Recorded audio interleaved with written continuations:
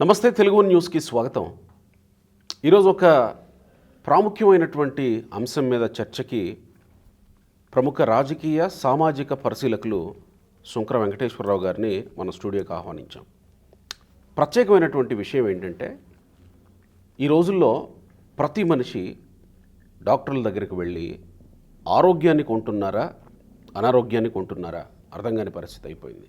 ఈరోజు ప్రతి వ్యక్తిలో ఏదో ఒక అనారోగ్యం బయటపడి లేదా ప్రత్యేకమైనటువంటి డయాబెటిక్ బారిన పడి డాక్టర్లను ఆశ్రయించి ఆ తర్వాత అల్లోపతిని ఆశ్రయించి ఆ తర్వాత హోమియోపతిని ఆ తర్వాత ఆయుర్వేద ఆ తర్వాత న్యాచురోపతి అని ఇలా రకరకాలుగా తిరుగుతూ ఆరోగ్యం ఎక్కడ దొరుకుతుందో అర్థం కాని పరిస్థితుల్లోకి వెళ్ళిపోయారా, నెట్టబడుతున్నాడా అర్థం కాని పరిస్థితుల్లో ఉంది సమాజం. శుంకర వెంకటేశ్వరరావు గారు ఉన్నారు, ఆహ్వానిద్దాం. నమస్కారం. సూర్య గారు చాలా పెద్ద అధ్యయనమే చేసినట్టున్నారు దీని మీద, చాలా సుదీర్ఘమైనటువంటి వ్యాసం మీరు రాసుకొచ్చారు దీని మీద. అది చూసిన తర్వాత మిమ్మల్ని ఒకసారి ఇంటర్వ్యూ చేద్దామని అనిపించింది. డెఫినెట్గా తెలుసుకోవాల్సిన అంశాలు కూడా ఇవన్నీ, ప్లస్ మనకి సామాజిక బాధ్యత కూడా చాలా ఖచ్చితంగా సామాజిక బాధ్యతగా. అఫ్కోర్స్ ఛానల్స్లో చాలామంది వచ్చి చాలా అంశాల మీద తెలుగు వన్ ఛానల్కి ఉంది, వ్యక్తిగతంగా నాకు ఉంది. ఎందుకంటే దీంట్లో మనం కూడా మొట్టమొదటిగా మనం స్పందించిన వాళ్ళు మనం కాబట్టి దాని ద్వారా కొన్ని దుష్పరిణామాలు జరుగుతున్నాయి కాబట్టి దాన్ని గురించి మనంతటా మనం ఆత్మపరిశీలనతో సమాజాన్ని చైతన్యపరచడం కోసం ఇది తోలాడు. రకరకాల కంపెనీల పేర్లతోటి రకరకాల వ్యక్తుల పేర్లతోటి ఈ డైటీషియన్లు డైట్ స్పెషలిస్టులు పుట్టుకొచ్చి సమాజాన్ని ఎటువైపు తీసుకెళ్తున్నారు, మీ పరిశీలన? అదేనండి, ఇప్పుడు అసలు ఒరిజినల్గా వీళ్ళకి ఇంత ప్రాముఖ్యత రావడానికి కారణం ఏంటంటే ఈ అలోపతి పేరుతో కార్పొరేట్ హాస్పిటల్లో ఉన్నటువంటి చాలామంది, అంటే 99% అనే పేరు చెప్పలేం కానీ 50% ఇప్పుడు డాక్టర్లు కూడా చాలామంది ఎథికల్గా ఉండే డాక్టర్లు చాలామంది ఉంటారు. వాళ్ళు మనుషుల ప్రాణాలను కాపాడటం కోసమే ఉంటారు. వాళ్ళు చేసే వైద్య విధానంలో అవలంబించే పద్ధతిలో తేడాలు ఉండొచ్చు. ఒక 30% 40% ఒక డబ్బే జీవితంగా పరమావధిగా ఉండేవాళ్ళు ఉంటారు. కార్పొరేట్ హాస్పిటల్ పెట్టినవి అన్ని పెట్టుబడులతో పెట్టినయే, కోట్ల రూపాయలు పెట్టి లాభాల కోసమే పెడతారు. ఆ కార్పొరేట్ ఆసుపత్రుల్లో ఏ రకమైన అన్యాయంగా అనైతికంగా వైద్యం చేసి దోచేసుకున్నారనేది మనకి కరోనా టైంలోనే మనం కళ్ళ ముందు చూసాం. ఏమాత్రం మానవీయ కోణం లేకుండా అమానుషంగా నర్రూప రాక్షసులు లేకపోతే యమకింకర్లాగా హాస్పిటల్ తయారైపోయారు అనేది మనం చూసాం. అంటే వాళ్ళని ఇప్పటి వరకు మనం నమ్మాం కదా, అదే సైన్స్ అన్నాం కదా, సైన్స్ అని నమ్మాం. ఇది ఎట్లా మొదలైందంటే గోపి గారి, వాళ్ళ షుగరు బీపీ అనేది లేని వాళ్ళు ఎవరూ లేనంత విధంగా విస్తృతంగా సమాజంలో బాగా ఎక్కువైపోయినట్టు ఇదైపోతుంది. దానికి ఏంటంటే ప్రారంభంగా చాలామంది చెప్పేది ఏంటంటే డయాబెటిక్ బీపీ అనేది మన నిత్యం తీసుకునే ఆహారాన్ని బట్టి కంట్రోల్ చేసుకోవచ్చు. చాలా రోగాల వరకు కూడా నిత్యం మనం తీసుకునే ఆహారాన్ని బట్టి కంట్రోల్ చేసుకోవచ్చు అనేది ఎప్పటి నుంచో ఉన్నమాట, మన ఆయుర్వేదంలో కూడా చెబుతున్నారు. దురదృష్టవశాత్తు ప్రతి మనిషి ఉదయం లేచిన దగ్గర నుంచి కాఫీ టీ తాగటం మొదలుపెట్టిన దగ్గర నుంచి రాత్రి పడుకునే వరకు కూడా కలుషితమైన రసాయనాలు లేకపోతే ఎరువులు, పురుగు మందులు, కల్తీలతోనే జీవనం ఇదైపోతుంది. ఉదయం కాఫీతో వచ్చే పాల దగ్గర నుంచి ఇవాళ గ్రామాల్లో కానివ్వండి ఎక్కడైనా కూడా పాలు తీయాలంటే ఈ గేదెలకి ఇంజక్షన్లు తీస్తున్నారు కానీ దూడలతో ఇది చేసేది తగ్గిపోయింది. అక్కడి నుంచి మొదలవుతుంది. తర్వాత కల్తీలు, ఆహారంలో కల్తీలు వచ్చేసినాయి. ఈ పురుగు మందులు, ఈ అవశేషాలు, ఈ కుక్కర్ల మూలాన చాలా అనారోగ్యకరమైన పరిస్థితులు. ప్రతి ఇంటికి కుక్కర్ చేరిపోయింది. కుక్కర్ ద్వారా ప్రతి మనిషి జీవితం సగం నాశనం అయిపోతుంది. ఇటు ఒకదానికోటి కూరగాయల్లో కూడా కలుషితమైన జలాలతో పండటం, దాని మీద పురుగు మందులు వాడటం మూలాన ఇవన్నీ కూడా మానవ శరీరంలోకి రావాలి అల్టిమేట్గా. ఇది ప్రధానమైన నష్టం ఎక్కడంటే కుక్కర్తోనే మొదలవుతుంది.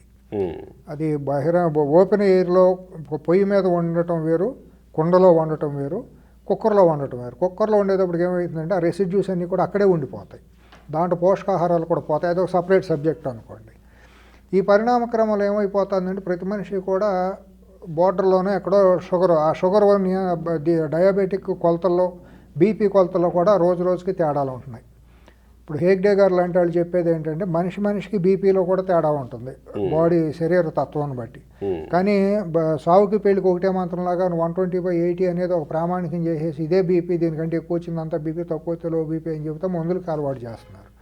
ఆ మందులకు ఒకసారి దేహం అలవాటు అయిన తర్వాత మందుల షాపుల కంట్రోల్లోకి మన శరీరాలన్నీ మన జీవితాలన్నీ వెళ్ళిపోతున్నాయి.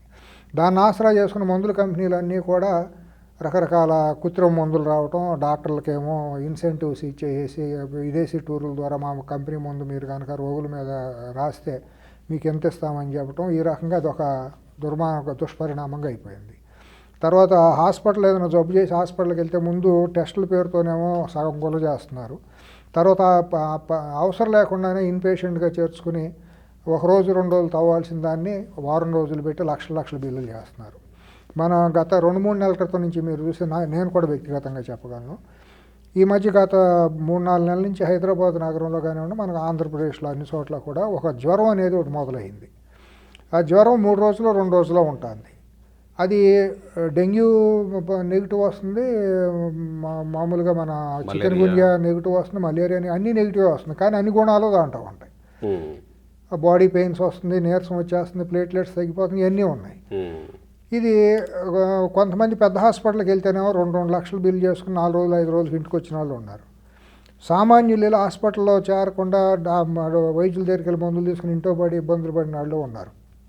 లేదు బాగా ప్లేట్లెట్స్ తగ్గి నీరసం పడిపోతే వెళ్ళి 1-2 రోజులు చిన్న హాస్పిటల్లో, కొద్దిగా సాధారణమైన హాస్పిటల్లో 25-30 వేలు ఆ స్థాయిలో బిల్లు అయిన వాళ్ళు ఉన్నారు. వీళ్ళందరికీ కూడా వాళ్ళ 5 నెలలైనా కూడా శరీరంలో బాడీ పెయిన్స్ తగ్గటల్లా, నడవలేకపోతున్నారు. నైతికంగా ఉండే డాక్టర్లు ఏం చెబుతున్నారంటే మీరు పడాల్సిందని, దీనికి ఇంకా వైద్య శాస్త్రంలో ఎక్కడ కూడా మందులు లేవు, లేదంటే స్టెరాయిడ్స్ వాడాలి. స్టెరాయిడ్స్ వాడితే మీకు దుష్పరిణామాలు భవిష్యత్తులో చాలా ఉంటాయి కాబట్టి వద్దని చెబుతున్నారు. కొంతమంది డాక్టర్లు అవన్నీ అసలు వాళ్ళకి ఇంగిత జ్ఞానం లేకపోవచ్చు, వాళ్ళకి అజ్ఞానం అవ్వచ్చు, లేకపోతే ఈ ప్రైవేట్ మెడికల్ కాలేజీలో డిగ్రీలు కొనుక్కొచ్చిన డాక్టర్లుగా ఉన్నాళ్ళు డొనేషన్లతో వీటితోనూ సరైన ఇది లేని వాళ్ళు ఇష్టానుసారం డయాగ్నోసిస్ చేసి ఏం చేస్తున్నారంటే స్టెరాయిడ్స్ ఇచ్చేస్తున్నారు.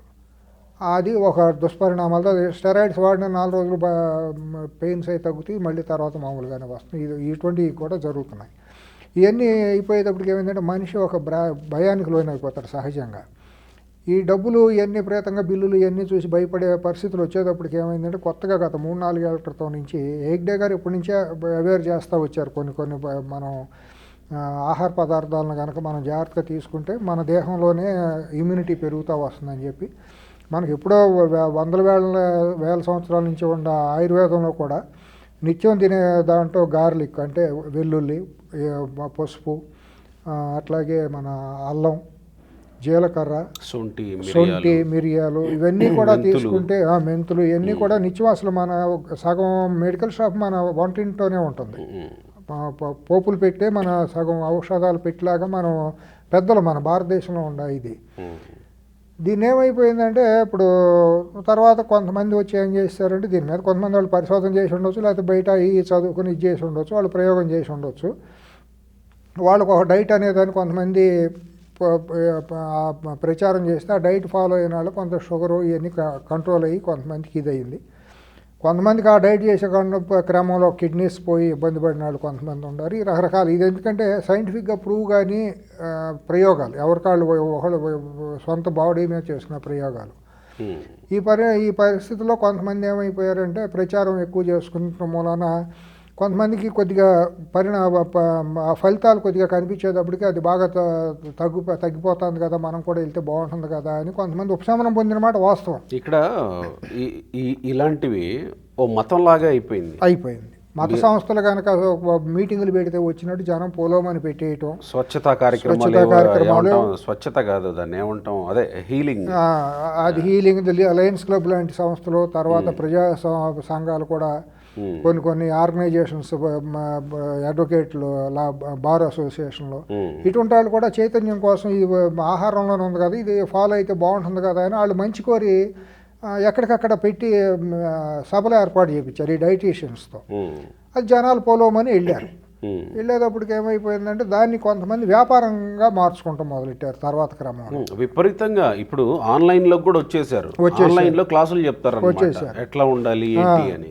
తర్వాత మీరు అన్నట్టు ఏంటంటే ఇప్పుడు ఈ రేకి అని లేకపోతే ప్రాణిక్ హీలింగ్ లాంటి సంస్థలతో మేము దూరంగా ఉండి కూడా మీకు అన్నీ హీల్ చేసేస్తాము అని చెప్పి అట్టా క్యాష్ చేసుకునే వాళ్ళు ఉన్నారు. దూరంగా ఉండి మీకు అన్నీ హీల్ చేస్తామని చెబుతా ఈ ప్రార్థనల ద్వారా ఎట్టయితే చేస్తారో ఆ రకంగా కొంతమంది అట్టయ్యారు. వాటన్నిటికంటే కూడా ఏంటంటే ఆహారం పేరుతో ఈ సప్లిమెంట్స్ పేరుతో ప్రయోగాలు చేసి చివరాఖరికి వాళ్ళు ఎట్టా వచ్చేసారంటే క్యాన్సర్ను కూడా మేము తగ్గించేస్తామని చెప్పి ఫాల్స్ టెస్టిమోనియల్స్ని ప్రచారంలో పెట్టుకుని కొన్ని ఫోటోలు పెట్టేసి ఛాలెంజ్లు కూడా చేస్తున్నారు, ఛాలెంజ్లు చేసుకుని బజార్కి ఎక్కి వాళ్ళు రకరకాలుగా ఉన్నారు.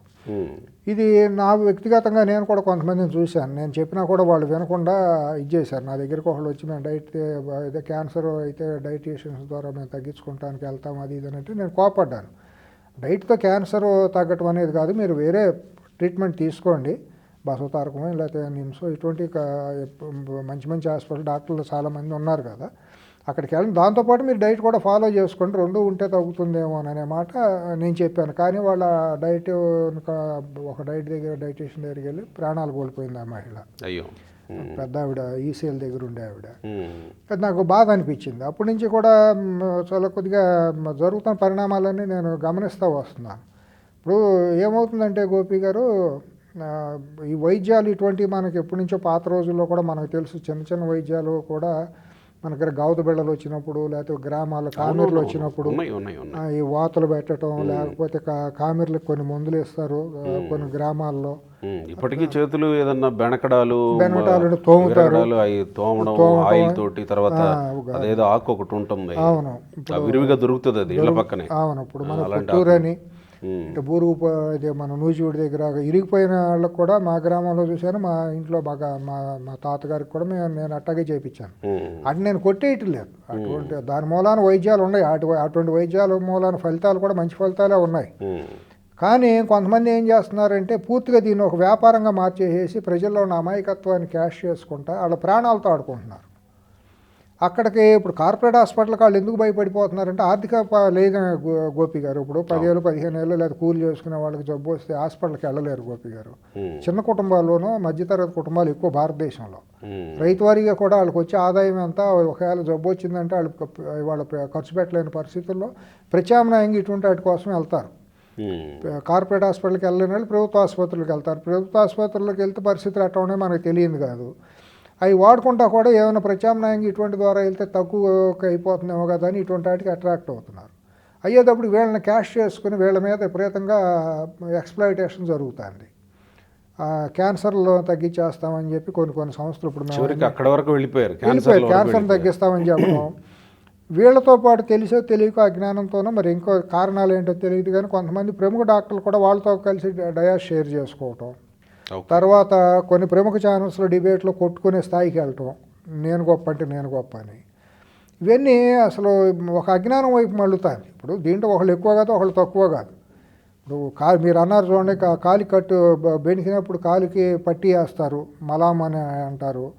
అటు పుత్తూరులో ఇరిగిపోయిన కట్లు వేస్తారు. రామారావు గారు, ఎన్టీ రామారావు గారు కూడా చేతులు ఇరిగిపోతే అక్కడ ఆయన అట్ట కట్టు వేయించుకున్న వాళ్ళు. అట్లా చాలామంది కొంతమంది ఉన్నారు. కొంతమంది డయాబెటిక్ ఆహారం నియంత్రణతో కంట్రోల్ చేసుకునే వాళ్ళు ఉన్నారు. ఎవరో పెద్దలు చెప్తే దాని ప్రకారం.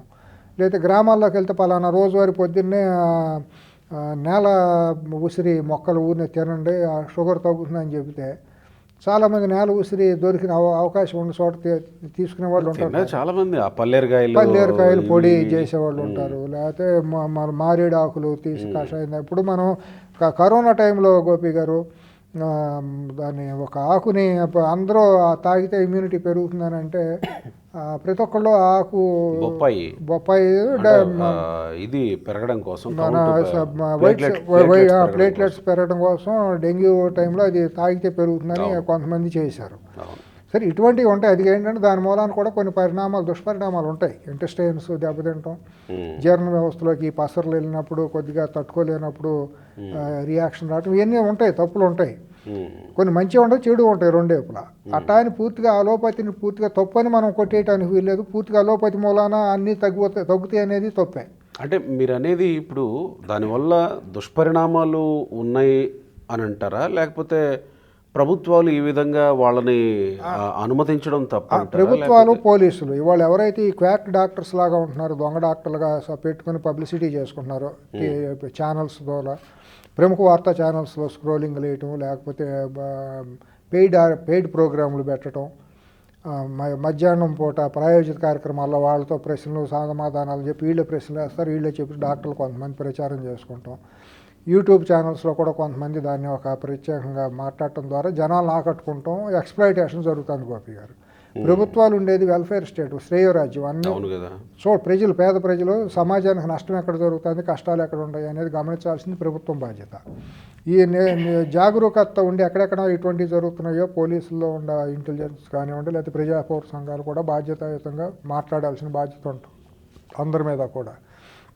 ఇప్పుడు ఏమైందండి, ఇంకోటి కూడా ఇండియన్ మెడికల్ కౌన్సిల్ కానీ అంతర్జాతీయ మెడికల్ దాంట్లో కూడా ఒక నిబంధన ఏముంటుందంటే నైతిక విలువలు కట్టుబడి ఏ కార్పొరేట్ హాస్పిటల్ కానీ ఏ వైద్యుడు కానీ ప్రచారం చేసుకోకూడదు.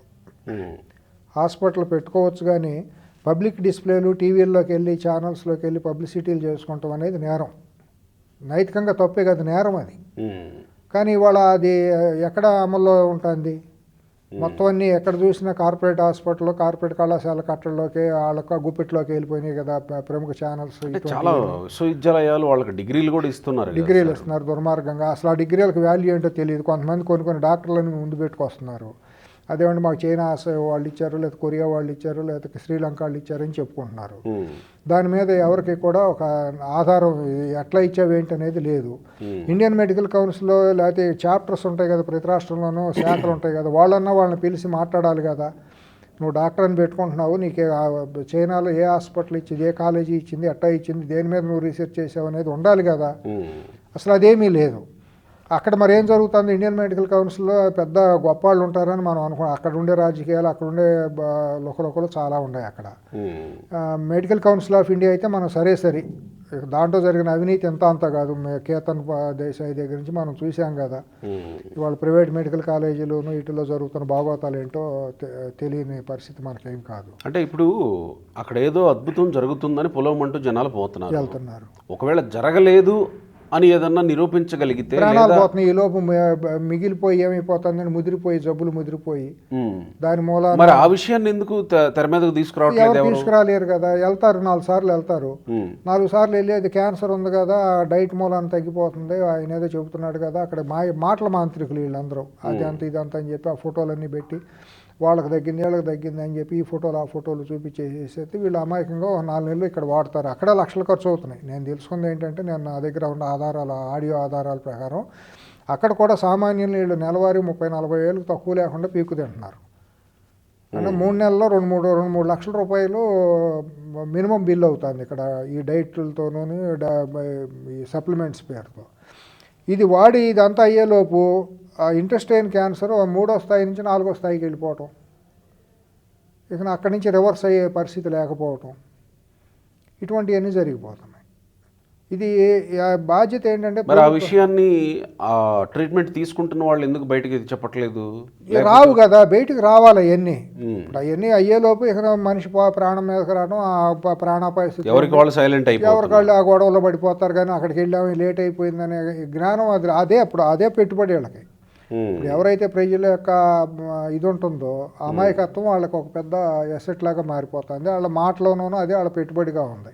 మాయ మాటలు చెప్పడం, మార్కెటింగ్. వీళ్ళకి ఏంటంటే ఇంకోటి ఇంటర్నెట్, ఈ సోషల్ మీడియాలో అడ్మిన్స్ ద్వారా మార్కెటింగ్లు గ్రూపులు పెట్టుకుంటున్నారు. పెట్టుకుని ఆ గ్రూపుల ద్వారా ఎవరెవరైతే చైన్ మార్కెటింగ్ అనమాట, అమ్మిచ్చిన దాంట్లో కమిషను. ఒక బకరా లాంటి ఒక పేషెంట్ని తీసుకొచ్చి ఆడితో 40-50 వేల రూపాయలు సప్లిమెంట్స్ ఏదో ఒకటి కొనిచ్చేస్తే వీడికి 10% సాయంత్రానికి 10 మందిని తీసుకొస్తే వీడికి ఒక లాభం. 10 రూపాయలు దాన్ని 10,000 రూపాయలు కాడ అమ్మేసేసుకుంటే వాడికి వచ్చే లాభం వాడికి. దీన్ని మీడియా ద్వారా చెప్పించేసుకుని ఎప్పుడన్నా కావాలంటే రకరకాల ఇన్ఫ్లుయెన్స్ చేసుకుంటానికి ఆ డబ్బుని వేరే ఆర్గనైజేషన్స్ ఇన్ఫ్లుయెన్స్ చేయడానికి వాడుతున్నారు. ఇప్పుడు ప్రధానంగా ఏంటంటే హైదరాబాద్కి దేశంలో ఎక్కడున్నాయి మనకు అనవసరం. కానీ ఇప్పుడు మన రాష్ట్ర ప్రభుత్వం, తెలంగాణ ప్రభుత్వాన్ని విజ్ఞప్తి చేయాల్సింది ఏంటంటే, ముఖ్యమంత్రి రేవంత్ రెడ్డి గారికి, ఇప్పుడు ప్రభుత్వానికి తక్షణమే ఈ ఎవరెవరైతే దొంగ డాక్టరేట్లు పెట్టుకుని డైటీషియన్స్ పేరుతో హాస్పిటల్ తెరిచి ఇక్కడ మేము అన్నీ తగ్గించేస్తాం, అన్ని జబ్బులకి మేము డైట్తోనే తగ్గించేస్తామని చెప్పి అంటే రుజువు కానీ ట్రీట్మెంట్లు చేస్తున్నారు. రుజువు కనుక చేయగలిగితే వాళ్ళని మనం అప్రిషియేట్ చేయాల్సింది, తప్పకుండా వాళ్ళని మనం కొనియాడాల్సిందే.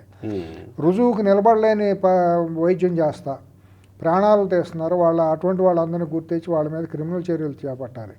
అట్లాగే ఇప్పుడు ఎందుకంటే గోపి గారు ఈ అమాయక ప్రజల్ని పూజలు మంత్రాలు తంత్రాలు రంగురాళ్ళు పెట్టి ఉంగరాలు పెట్టి జాతకాలు చెప్తామని చెప్పి జాతకం చెప్పేవాళ్ళు మోసగాళ్ళు ఉంటారు, హోమాలు చేస్తాం లక్షలు దోసుకునే వాళ్ళు ఉంటారు, మీరు తెలియంది కాదు.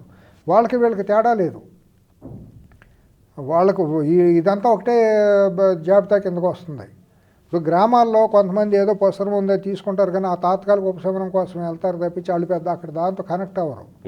అటు వేసుకుంటే మనకు భద్రాచలం అడవుల్లో కూడా చాలామంది గూడెల్లోనూ ట్రైబల్ ఏరియాలో ఆ పసర వైద్యాన్ని ఆశ్రయించుతూ ఉంటారు. ఎందుకంటే వాళ్ళ సౌలభ్యం లేక, పట్టణాలకు వచ్చే సౌలభ్యం, దూర ప్రాంతాలకు వచ్చి వైద్యం తీసుకునే సౌలభ్యం లేక అక్కడ చేసుకుంటూ ఉంటారు. అట్టా అని అక్కడికి వెళ్ళిపోండి మీరు అందరూ అదే వాడుకోండి అని చెప్పి మనం ప్రచారం చేయలేం కదా, ఏ ప్రభుత్వం కూడా చేయటానికి. ఎందుకంటే మనకు కొన్ని స్టాండర్డ్స్ ఉన్నాయి. ఇప్పుడు ప్రభుత్వ కట్టడలో హోమియోపతి ఉంది, అల్లోపతి ఉంది, అట్లా యునాని ఉన్నాయి. ఇవన్నీ కూడా ప్రభుత్వం రీసెర్చ్ అండ్ దీనికి కట్టుబడి ఉన్నాయి, పరిశోధనలకి దానికి రుజువులకి కట్టుబడి ఉన్నాయి. ఇటువంటి కట్టుబడి నియమాలకి ఏమీ లేకుండా, రీసెర్చ్ అండ్ డెవలప్మెంట్లు ఎక్కడా లేకుండా వ్యక్తులు తమ సొంత దీంతో ప్రయోగాలు చేస్తా చాలామంది ప్రాణాలు కోల్పోయే పరిస్థితులు వచ్చినప్పుడు అది అమానుషం అవుతుంది గోపి గారు. వీళ్ళు ఇప్పుడు హైదరాబాద్లోనే నాకు తెలిసి దాదాపు 7-8 సంవత్సరాలు ఇటువంటి ఈ క్యాన్సర్ తగ్గిస్తాము మా హెర్బల్ మెడిసిన్ ద్వారా అని చెప్పి జనాలను కొల్లగొడుతున్న వాళ్ళు చాలామంది ఉన్నారు. వాళ్ళ టేబుల్ రోజువారీ సాయంత్రానికి వాళ్ళ కలెక్షన్ చూస్తుంటే వాళ్ళు చెప్పే ఫిగర్స్ కొంతమంది దగ్గర నుంచి వింటే కళ్ళు చెదురుతున్నాయి. అంటే మనకే డబ్బులు, ఇది it is not matter of the money, but it is exploitation. ఇప్పుడు వాళ్ళకి వెళ్ళి మీరు ఆ ట్రీట్మెంట్ కూడా తీసుకోండి, మా దగ్గరికి వచ్చినప్పుడు ఇదిగో మీకు సౌలభ్యం కోసం మేము చేస్తున్నాం సేవ. ప్రభుత్వాలు ఇప్పటి వరకు అటువైపుగా దృష్టి సారించలేదు, సారించినా చూసి చూడనట్టు లేదు. ఎందుకంటే ఆ గత ప్రభుత్వం గురించి మనకు ఇది తెలియదు, కానీ మన గత ప్రభుత్వం కూడా ఇటువంటివి వస్తే మనం ఊరుకుంటారని నేను అనుకుంటానికి లేదు, ఎవరు చెప్పి ఉండకపోవచ్చు. గత 1 year నుంచి నేను చూస్తా అంటే నాకు 2-3 సంవత్సరాల నుంచి కూడా కొంత దీని మీద ఏదో జరుగుతుందని అనిపించింది, కానీ గత 1 year నుంచి చూసుకుంటూ వస్తుంటే అది ముదిరిపోయింది, ప్రమాదం అయిపోయి దీంట్లో ఒక మార్కెటింగ్ టీములు ప్రవేశించిపోయి, ఇన్వెస్టర్స్ ప్రవేశించిపోయి దీని వెనక ఈ డైటీషియన్స్ వెనకాల కొంతమంది సైలెంట్ ఇన్వెస్టర్స్ ఉండిపోయి మేము డబ్బులు పెడతాం, మిమ్మల్ని ముందు పెడతాం, మీకు అడ్డం లేకుండా ఉండటం కోసం. మీకు అక్కడ ఏంటంటే హాస్పిటల్ అట్మాస్ఫియర్లో రేపు పోలీసులు వెళ్ళి కనుక ఏదన్నా ఇండియన్ మెడికల్ కౌన్సిల్ వాళ్ళు వెళ్ళి మీరు ట్రీట్మెంట్ ఎట్లా చేస్తారు, మీ డాక్టర్ డిగ్రీ లేవు కదా అని అంటే దానికి షాడో ఒక టీముల్లాగా కొంతమంది న్యాచురోపతి డాక్టర్లని లేకపోతే హోమియోపతి డాక్టర్లను పెట్టేసేసి వాళ్ళని షీల్డ్ లాగా పెట్టి వాళ్ళ ద్వారా అది అక్కడ నైతికత అని చూపించుకునే ప్రయోగాలు కొంతమంది చేస్తున్నారు. కొంతమంది ఏ పనికిమాలిన డిగ్రీలు, ఇప్పుడు ఆర్ఎంపీలకి వీళ్ళ ద్వారా మనం గ్రామాల్లో చూస్తున్నాం కదా గోపి గారు, పేషెంట్కి జబ్బు లేనని తీసుకొచ్చి ఆరోగ్యశ్రీకి చేర్పించేసి ఆరోగ్యశ్రీ బిల్లులు కొలగొట్టి మరి ఆపరేషన్ లేకుండా జరిగినట్టు ఫోటోలు తీపిచ్చి ఆ బిల్లులు పెట్టిని కొలగొట్టి మనకు తెలియదు ఏమైనా ఉందా. అట్లాగే వాళ్ళ బైపాస్ సర్జరీలో స్టంట్లు అని చెప్పి తీసుకొచ్చి పొడుకోబెట్టి ఏమీ లేకుండా చేసి బిల్లులు వేసినవి ఉన్నాయి కదా. శవాలకు కూడా ట్రీట్మెంట్ చేసి 3-4 లక్షలు బిల్లులు వేసి తర్వాత డబ్బు ఇస్తేనే శవాన్ని ఇస్తామని చెప్పి రోజు బయటకు వచ్చి గొడవలేని మన కళ్ళ ముందు కనపడుతున్నాయి కదా. ఇది ఒక విషవాలయంగా ఉంది. ఎందుకంటే దీంట్లో చాలామంది దీంట్లో చిక్కుకుంటుంది గోపి గారు, పేద మధ్యతరగతి వాళ్ళు. ఉన్నాడు సంపన్నుడు ఎట్టా కార్పొరేట్ హాస్పిటల్కి వెళ్తాడు, వాడు బతుకుతాడు, వాడి గురించి మనకేమీ అసలు బెంగలేదు, బాధ లేదు. వాడు చదువుకున్నాడే అయి ఉంటాడు, సంపన్నుడు అయితే వాడు చదువుకున్నాడు ఉంటాడు, ఆడుకుంటే వాళ్ళ సమాజంలో ఆడుకుంటే ఇది సౌలభ్యం వాడికి ఉంది. కానీ నిరుపేదలు, మధ్యతరగతి వాళ్ళు, అమాయకులు ఇవాళ వీళ్ళు చాలా దోపిడీకి గురవుతున్నారు, ఆరోగ్యాలు పోగొట్టుకుంటున్నారు, ప్రాణాలు పోగొట్టుకుంటున్నారు. వీటి మీద శ్రేయోరాజ్యం అంటే వెల్ఫేర్ స్టేట్కి ఉన్నటువంటి రాష్ట్ర ప్రభుత్వం ఇప్పుడు అన్నిటి మీద ఎట్లయితే సినిమా టికెట్ల మీద ఇటువంటి వాటి మీద రేవంత్ రెడ్డి గారి ప్రభుత్వం ఎట్లయితే స్పందించి సినిమా టికెట్లు ఈ బెనిఫిట్ షోలు ఇటువంటి అవి లేకుండా అసాంఘికంగా లేకుండా ఎట్లా కంట్రోల్ చేస్తున్నారో అట్లాగే తక్షణం ఈ క్వాక్ డాక్టర్స్ ఎవరైతే ఈ వైద్యం పేరుతో దొంగ వైద్యాలు చేస్తా క్యాన్సర్లు తగ్గించేస్తాం, మొత్తం సర్వరోగాలకి మా డైట్తోనే చేపించేస్తాం, మా డైటే అన్నిటికీ చేసేస్తామని అంటే నవ్వులు పాలవుతుంది. భారతదేశంలో మెడికల్ కౌన్సిల్ నవ్వులు పాలవుతుంది, వైద్య విధానం నవ్వులు పాలవుతుంది. ప్లస్ ఏంటంటే జీవితాలు పోతున్నాయి, ప్రాణాలు పోతున్నాయి, అమాయకులు ఎక్స్‌ప్లాయిటేషన్కి గురైపోతున్నారు. ఈలోపు అది చివరాఖరికి వచ్చేటప్పుడు కిడ్నీస్ పోవచ్చు, లేకపోతే రకరకాల లోపల ఉండే అవయవాలు ప్రధానమైన ఆర్గాన్స్ పోతాం మొదలెట్టినాయి అనుకోండి, మళ్ళీ అది రివర్స్లోకి వెళ్ళటం కష్టమైపోతుంది. అదేలేండి. ఈ అట్లాగే వైద్యం విధానం కూడా ఇప్పుడు హేగ్డే గారు లాంటి వాళ్ళు చెప్తున్న దాని ప్రకారం మన కళ్ళ ముందు జరుగుతున్న దాని ప్రకారం కార్పొరేట్ హాస్పిటల్లో కూడా జరుగుతున్నటువంటి అనైతికమైన వైద్య విధానం మీద కూడా ప్రభుత్వం తక్షణమే ఎందుకంటే అక్కడ మెడికల్ కౌన్సిల్ కానివ్వండి, వైద్య ఆరోగ్య శాఖల్లో కూడా ఈ డాక్టర్లే ఉంటారండి. ఈ డాక్టర్లకు ఆ డాక్టర్లు మళ్ళీ కలయిక ఇది ఏమి మనం ఏమి అంటే ఒకటి విస్తృతంగా ఇప్పుడు మనం మాట్లాడాము, మనం మొదలుపెట్టాము. అవును, ఒక విస్తృతమైనటువంటి చర్చ జరగాలి. చర్చ జరగాలండి, సమాజంలో జరగాలి, ప్రభుత్వంలో జరగాలి. ప్రభుత్వం చర్య తీసుకోవాలి, ప్రజలు కూడా దీని మీద ప్రభుత్వంలో జరిగి దాని మీద రియాక్షన్ రావాలి. ఎందుకంటే ప్రతి ఒక్కళ్ళం దీంట్లో మనం సివిల్ సొసైటీలో అందరం పోలీసులు కానీ వ్యవహరించాలి. అంటే దీన్ని ఎక్స్ప్లాయిటేషన్ చేయడానికో లేకపోతే ఒకళ్ళ మీద వ్యక్తిగత కక్షలు తీర్చుకుంటానికో కాదండి. మనకే వ్యక్తిగత ద్వేషాల కక్షలు లేవు. ఏదంటే సమాజం బాగుండాలి, నైతికంగా బాగుండాలి, ఆరోగ్యంగా ఉండాలి. ఆరోగ్యవంతమైన సమాజం ఉంటే దేశం బాగుంటుందనే ఒక చిన్నపాటి మన ఇదే తప్పించి తపనే తప్పించి దీని మీద అసలు వ్యక్తులు లేకపోతే వాళ్ళు ఎవరో ఏంటనేది కూడా మనకు అనవసరం. సంస్థలు ఏంటనేది చర్చ జరగాలి, ప్రభుత్వ చర్యలు కూడా మొదలు పెట్టాలి. ఇంకోటి ఏంటంటే మేము కూడా అనుకునేది కొంతమంది లైక్ మైండెడ్ పర్సన్స్ని కలిసి ఈ వారం కానీ వచ్చే వారం కానీ పోలీస్ కమిషనర్ గారికి వివరాలన్నీ సేకరిస్తున్నాం. ఎక్కడెక్కడ సంస్థలు ఉన్నాయి హైదరాబాద్లో అనేది వీలైనంత వరకు తీసి దాని మీద ఒక కంప్లైంట్ ఇద్దాము, వీళ్ళ మీద కొద్దిగా మీరు చర్యలు తీసుకోవాలి, పిలిచి విచారించాలని చెప్పి. దాని తర్వాత మెడికల్ కౌన్సిల్ని ఈ మెడికల్ అసోసియేషన్స్ ఇవన్నీ ఉన్నాయి కాబట్టి వీళ్ళందరినీ కూడా ఇదిగా పెట్టి ప్రతివాదులుగా పెట్టి ఒక ప్రజా ప్రయోజన వ్యాజ్యం అంటే పిల్లు ఒకటి దాఖలు చేయాలి. ఎందుకంటే ఇవన్నీ మంచి విషయం. ఎందుకంటే దీని మీద ఏదో ఒక ఇది జరగకపోతే ఈ ఎక్స్ప్లాయిటేషన్ చాలా దారుణం. దాంట్లో జడ్జీలు కూడా భాగం అయిపోతున్నారండి, ప్రాణాలు పోగొట్టుకునే దాంట్లో పాపం వాళ్ళు ఇదే కదా. ఇప్పుడు న్యాయవాదులు ఉంటారు, న్యాయమూర్తులు ఉంటారు, వాళ్ళ కుటుంబాలు ఉంటాయి, వాళ్ళు అనారోగ్య బారిన పడే మనుషులే కదా వాళ్ళు కూడా.